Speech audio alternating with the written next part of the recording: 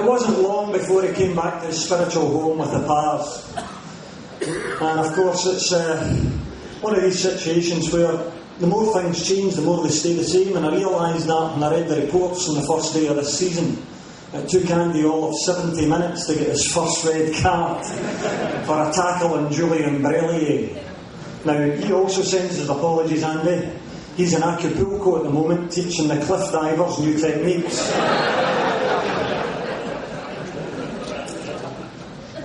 I noticed a number of the players are in. It's good to see them, although can't help but realise the lack of win bonuses has hit home. None of them can afford a tie.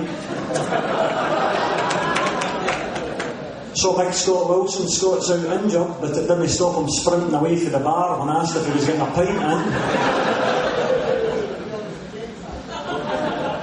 And I saw Scott Muirhead as well. Scott, bit of a ladies' man for those of you who don't know.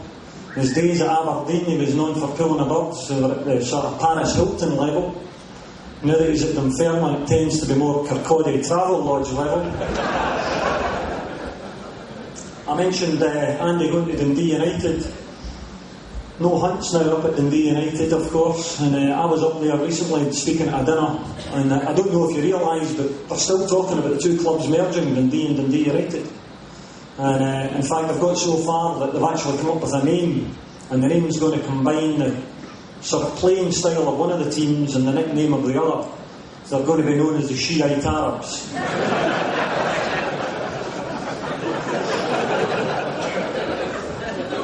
So I'm a big Jim tonight, and you might think referees don't go in with managers, but actually we do go in pretty well most of the time.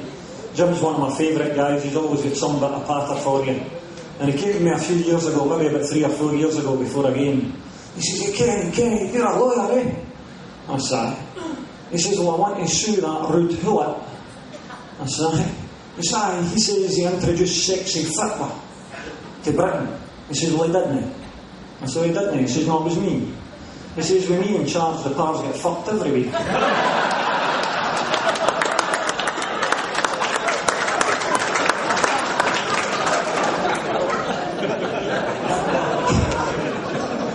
One of my other favourite guys is Yogi Hughes.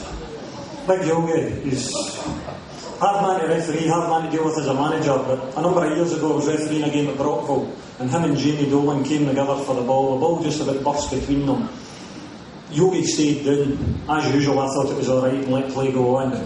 So eventually when play stopped, I tiptoed back, walking in eggshells towards Yogi. The physio was on, and I said, "Are you alright, Mr. Hughes?" And he looked up at me from the ground and went, "Aye, sorry, I like it when it's as hard as fuck." But then he says to me, "But which one of these bastards was it?" Well, I couldn't tell him quickly enough it was Jamie Dolan.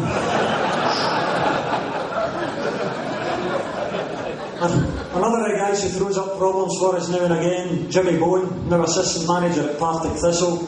Jimmy's had a number of jobs, and a few years ago, and this is true, he got the job as manager of the Zambian national team. And I remember talking to Willie Young about it, and I said to Willie, I said, "What do you think the Zambians will make of Jimmy Bowen?" Well, he says, "I don't know, but hopefully soup."